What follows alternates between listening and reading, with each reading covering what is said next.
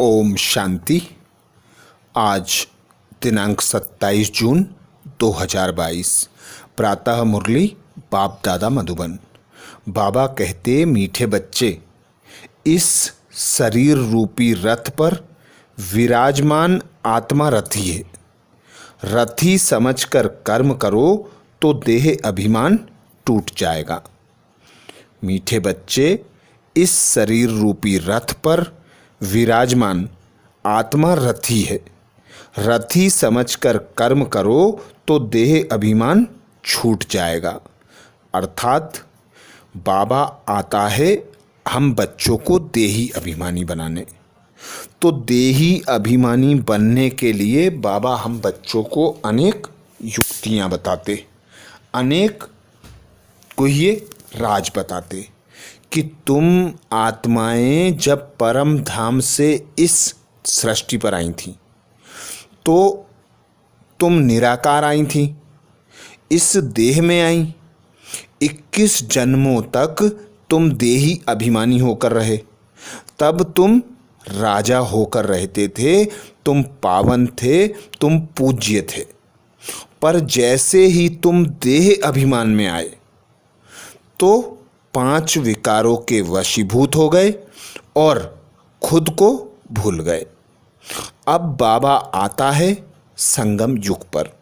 ब्रह्मा मुख द्वारा हम बच्चों को एडॉप्ट करता है और हम बच्चों को ज्ञान का गुह्य राज बताते कि जिस प्रकार में इस रथ में आकर तुम बच्चों को ज्ञान सुनाता हूँ, राजयोग सिखाता हूँ, अब तुम भी खुद को आत्मा अनुभव करो और इस रथ द्वारा कर्म कराने वाली मैं राजा आत्मा हूँ, इसी स्मृति में रहो, यही अभ्यास करो। बार बार इस देह से निकलो, खुद को आत्मा अनुभव करो, मुझ पिता परमात्मा को याद करो, अपनी निराकार दुनिया अर्थात अपने घर को याद करो, तो तुम्हारा देह अभिमान छूट जाएगा। तुम देही अभिमानी बन जाओगे, बाप समान बनकर बाप के साथ जाने लायक बन जाओगे। प्रश्न किया बाबा ने, बाप के बात करने का ढंग मनुष्यों के ढंग से बिल्कुल निराला है, कैसे? बाप के बात करने का ढंग मनुष्यों के ढंग से बिल्कुल निराला है, कैसे? उत्तर में बाबा कहते, बाप इस रथ पर रथी होकर बात करते हैं और आत्माओं से ही बात करते हैं, शरीरों को नहीं देखते। मनुष्य ना तो स्वयं को आत्मा समझते, ना आत्मा से बात ही करते। तुम बच्चों को अब यह अभ्यास करना है, किसी भी आकारी व साकारी चित्र को देखते हुए भी नहीं देखो, आत्मा को देखो और एक विदेही को याद करो। तो बाबा का ढंग मनुष्यों के ढंग से निराला, क्योंकि बाबा आत्मा को देखते हैं, आत्मा से बात करते हैं, शरीरों को नहीं देखते, क्योंकि बाबा खुद देही अभिमानी हैं, अर्थात देह नहीं धारण करते, देह का आधार लेते हैं, उस देह द्वारा ज्ञान सुनाते हैं और फिर न्यारे प्यारे बन जाते हैं। तो बाबा कहते, अब तुम बच्चों को भी ज्ञान प्राप्त हो गया है, अब तुम भी बार बार यह अभ्यास करो कि मैं रथी इस रथ द्वारा कर्म करा रही हूँ। तो जब तुम खुद को आत्मा अनुभव करोगे, इस देह से कर्म कराओगे, तो तुम्हारा देहभान टूटता जाएगा और तुम देही अभिमानी बनते जाओगे। तुम देही अभिमानी बनकर उस पिता परमात्मा को याद करते रहो, अर्थात खुद को आत्मा अनुभव करो, आत्मा बनकर आत्मा पिता को याद करो और आत्मा भाई से बात करो, आत्मा ही आत्मा देखो, शरीर देखते हुए भी नहीं देखना है। गीत सुनाया बाबा ने, तुम ही हो माता, पिता तुम ही हो। ओम शांति। बच्चों को ओम शांति का अर्थ तो बिल्कुल सहज समझाया जाता है। हर एक बात सहज है। सहज राजाई प्राप्त करनी है कहाँ के लिए? सतयुग के लिए। उनको जीवन मुक्ति कहा जाता है। वहाँ रावण के यह भूत होते नहीं। कोई को क्रोध आता है तो कहा जाता है कि तुम्हारे में यह भूत है। योग का अर्थ बाबा कहते अपने को आत्मा समझ परमात्मा को याद करना। योग का अर्थ बाबा कहते अपने को आत्मा समझ परमात्मा पिता को याद करना। मैं आत्मा हूँ, यह मेरा शरीर है। हर एक के शरीर रूपी रथ में आत्मा रथी बैठी हुई है। आत्मा की ताकत से यह रथ चलता है। आत्मा को यह शरीर घड़ी घड़ी लेना और छोड़ना पड़ता है। यह तो बच्चे जानते हैं। भारत अब दुखधाम है, कुछ समय पहले सुखधाम था। अलमाइटी गवर्नमेंट थी, क्योंकि अलमाइटी अथॉरिटी ने भारत में देवताओं के राज्य की स्थापना की। वहाँ एक धर्म था। आज से 5000 वर्ष पहले बरोबर लक्ष्मी नारायण का राज्य था। वह राज्य स्थापन करने वाला जरूर बाप होगा। बाप से उन्हों को वर्षा मिला होगा। इन्हों की आत्मा ने 84 जन्मों का चक्र लगाया है। भारतवासी ही इन वर्णों में आते हैं। शूद्र वर्ण के बाद सर्वोत्तम वर्ण आता है ब्राह्मण। ब्राह्मण वर्ण माना ब्रह्मा के मुख वंशावली। वह ब्राह्मण है कुख वंशावली। वह कह ना सके कि हम ब्रह्मा मुख वंशावली हैं। प्रजापिता ब्रह्मा के जरूर एडॉप्टेड चिल्ड्रन होंगे। बच्चे जानते हैं यह भारत पूज्य था, अब पुजारी है। बाप तो सदा पूज्य है, वह आते जरूर है पतितों को पावन बनाने। सतयुग है पावन दुनिया। सतयुग में पतित पावनी गंगा यह नाम ही नहीं होगा, क्योंकि वह है ही पावन दुनिया। सभी पुण्य आत्माएं हैं, नो पाप आत्मा। कलयुग में फिर नो पुण्य आत्मा। सभी पाप आत्मा हैं, पुण्य आत्मा पवित्र को कहा जाता है। भारत में ही बहुत दान पुण्य करते हैं। इस समय जब बाप आते हैं तो उनके ऊपर बलि चढ़ते हैं। सन्यासी तो घर बार छोड़ जाते हैं। यहाँ तो कहते हैं बाबा यह सब कुछ आपका है। आपने सतयुग में अथाह धन दिया था, फिर माया ने कोड़ी जैसा बना दिया। अभी यह आत्मा भी पतित हो गई है। तन मन धन सब पतित हैं। आत्मा पहले पहले पवित्र रहती है, फिर चक्र लगाए पिछाड़ी में तमो प्रधान झूठा जेवर बना है। पार्ट बजाते बजाते पतित बन जाती है। Golden silver copper iron aged in stages में मनुष्य को आना है जरूर। गाते भी हैं तुम मात पिता हम बालक तेरे। लक्ष्मी नारायण के आगे भी जाकर यह महिमा करते हैं, परंतु उनको तो अपना एक बच्चा एक बच्ची होती है। जैसा सुख राजा रानी को वैसा बच्चों को रहता है। सबको सुख घनेरे हैं। अब तो 84वें अंतिम जन्म में हैं दुख घनेरे। बाप कहते हैं अब फिर से मैं तुमको राजयोग सिखलाता हूँ। बच्चों को समझाया कि इस रथ में रथी आत्मा बैठा हुआ है। यह रथी पहले 16 कला संपूर्ण था, अब 9 कला। कहते भी हैं मैं निर्गुण हारे में अब कोई गुण नहीं। आपे ही तरस परोई अर्थात रहम करो। कोई में भी गुण नहीं है। पतित हैं तब तो गंगा में पाप धोने जाते हैं, सतयुग में नहीं जाते। नदी तो वही है ना। बाकी हाँ, ऐसे कहेंगे कि उस समय हर चीज़ सतो प्रधान है। सतयुग में नदियां भी बड़ी साफ स्वच्छ होंगी। नदियों में किचड़ा आदि कुछ भी नहीं रहता। यहाँ तो देखो किचड़ा पड़ता रहता है। सागर में सारा गंद जाता है। सतयुग में ऐसा हो नहीं सकता। लौ नहीं है किसको अपवित्र बनाना। सब चीज़ें पवित्र रहती हैं। तो बाप समझाते हैं कि अभी सबका यह अंतिम जन्म है। खेल पूरा होता है। इस खेल की लिमिट ही है 5000 वर्ष। यह निराकार शिव बाबा समझाते हैं।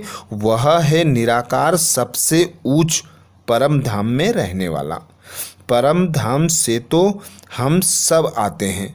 अब कलयुग अंत में ड्रामा पूरा हो, फिर से हिस्ट्री रिपीट होनी है। मनुष्य जो यह गीता शास्त्र आदि पढ़ते हैं, यह सब बने हैं द्वापर से।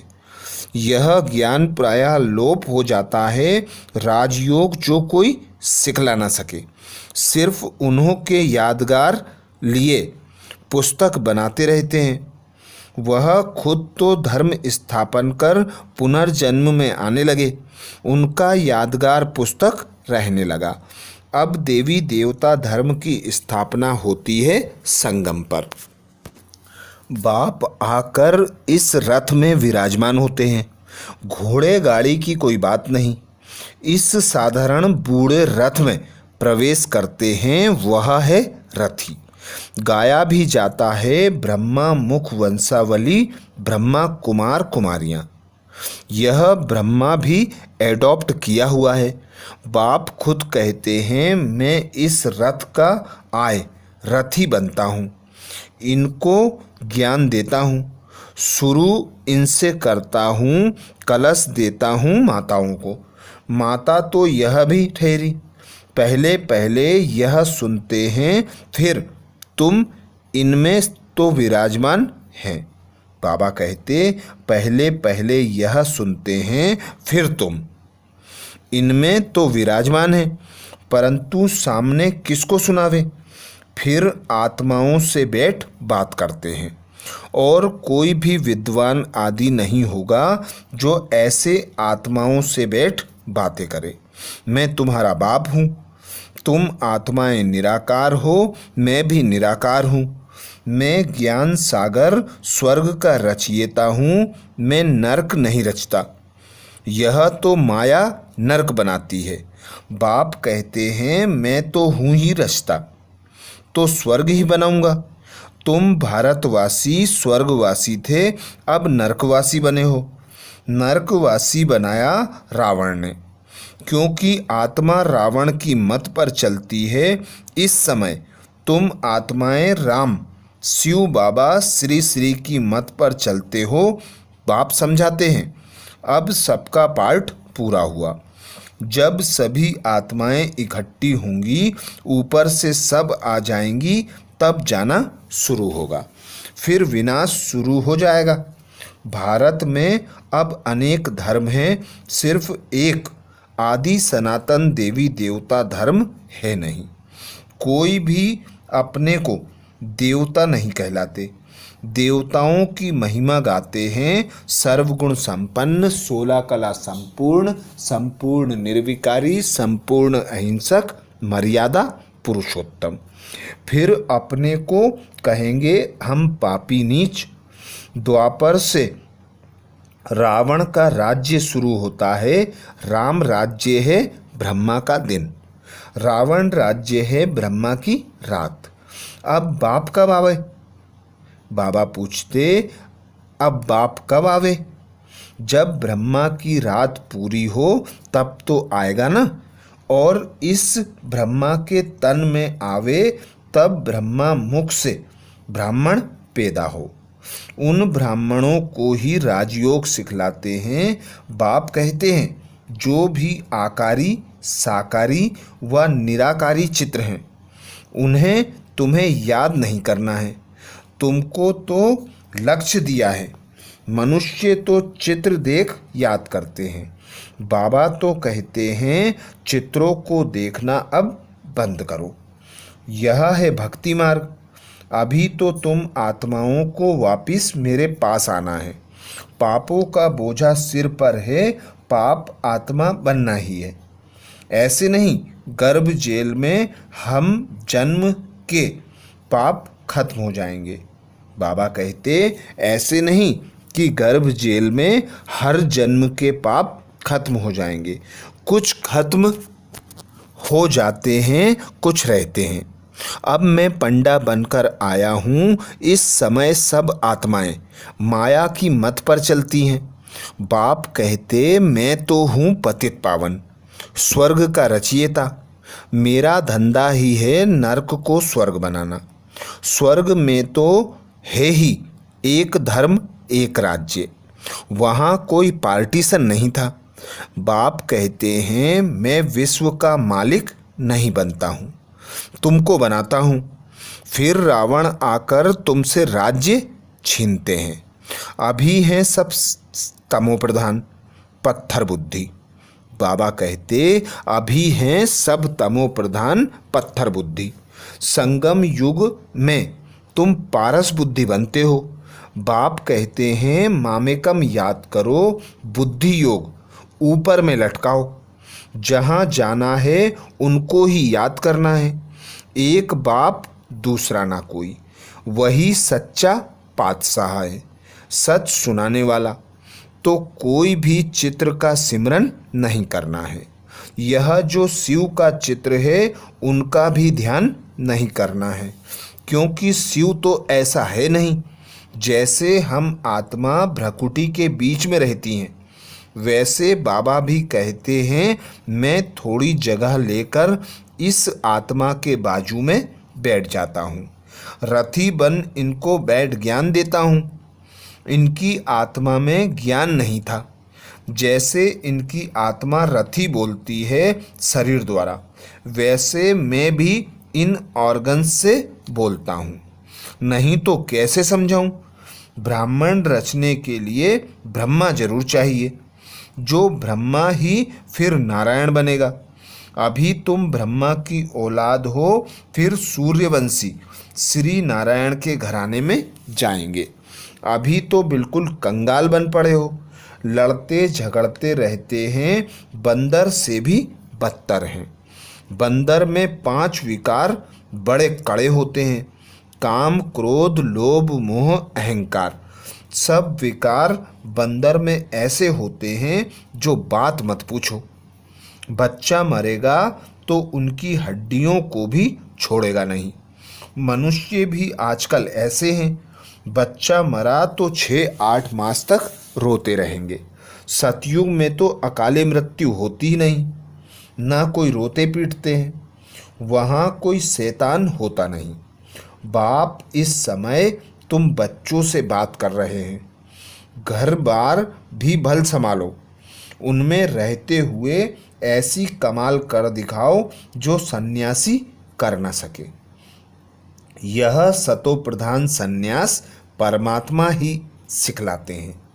कहते हैं यह पुरानी दुनिया अब खत्म होनी है, इसलिए इससे ममत्व मिटाओ। सभी को वापस जाना है। देह सहित जो पुरानी चीज़ें हैं उनको भूल जाओ। 5 विकार मुझे दे दो। अगर अपवित्र बनेंगे तो पवित्र दुनिया में आ नहीं सकेंगे। बाप से प्रतिज्ञा करो इस अंतिम जन्म के लिए, फिर तो पवित्रता कायम हो ही जाएगी। 63 जन्म तो विष में गोते खाए, एकदम गंदे बन पड़े हो, अपने धर्म कर्म को भूल गए हो।